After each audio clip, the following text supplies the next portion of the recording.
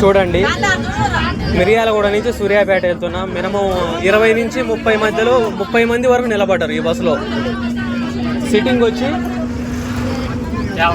50 sitting, 48 sitting. 30 నుంచి 35 మధ్యలో నిలబడిరు ఇక్కడ ఈ బస్సులో. చూడండి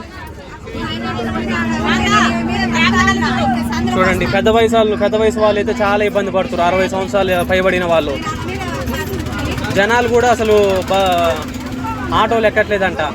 ఇప్పుడు సమాజంలో ఏ పని చేసేటోళ్ళు ఆ పని చేయాలి. అందరూ ఇంజనీరింగ్ డాక్టర్ అవుతా అంటే కుదరదు కదా. ఏ పని చేసేటోళ్ళు ఆ పని చేసిన వ్యవస్థ నడుస్తుంది. ఇది కూడా అంతే. ఆటోలలో ఎక్కేటోళ్ళు ఆటోలు ఎక్కి వెళ్ళిపోతుండాలి, బస్సులో ఎక్కేటోళ్ళు బస్సులు ఎక్కి వెళ్ళిపోతుండాలి. అందరూ ఫ్రీ బస్ అంటారుకే మొత్తం ఫ్రీ బస్ ఎక్కుతుర్రు. చూడండి ఈ బస్సులో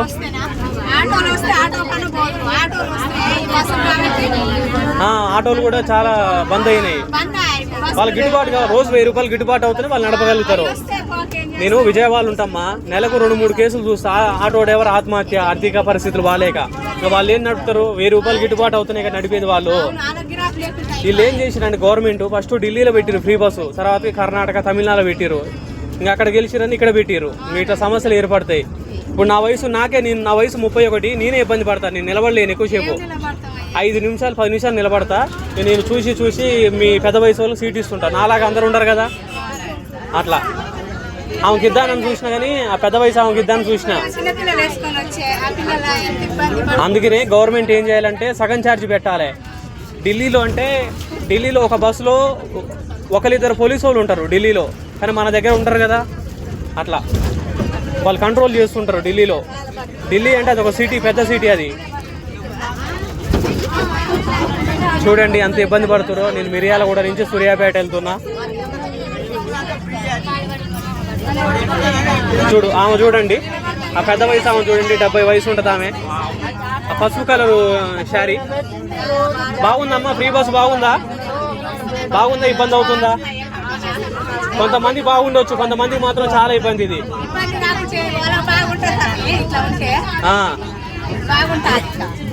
చూడు వాళ్ళు నరకం చూస్తారు పెద్ద వయసు వాళ్ళు. గవర్నమెంట్ కూడా అవేర్నెస్ కల్పించాలి. పెద్ద వయసు వాళ్ళకి సీట్ ఇవ్వాలని. 50 సంవత్సరాలు పైబడిన పెద్ద వయసు వాళ్ళకి, 40 లోపల వయసు ఉన్న వాళ్ళు సీట్ ఇవ్వాలని అవేర్నెస్ కల్పించాలి సోషల్ మీడియాలో. కనీసం సగం ఛార్జ్ పెట్టినా కాదండి, సగం ఛార్జ్ పెట్టినా బాగుండేది. అట్లా ప్రతి ఒక్కరు మీరు తెలంగాణలో వాట్సాప్ గ్రూపులో షేర్ చేయండి. ఆంధ్రాలో కూడా చేయండి. ఈ ఆంధ్రాలో అయితే పోలీస్ వ్యవస్థ సరిగా ఉండదు. ఆంధ్రాలో పెడితే ఇక జరగరాని అన్నీ జరుగుతుంటాయి బస్సులల్లో. అట్లా అవునవును. ఆటోలు నడవట్లేదా? ఒకప్పుడు నడిచేది. నడవవు ఈ బస్సులు. నడవవు బస్సులు, ఆటోలు నడవవు.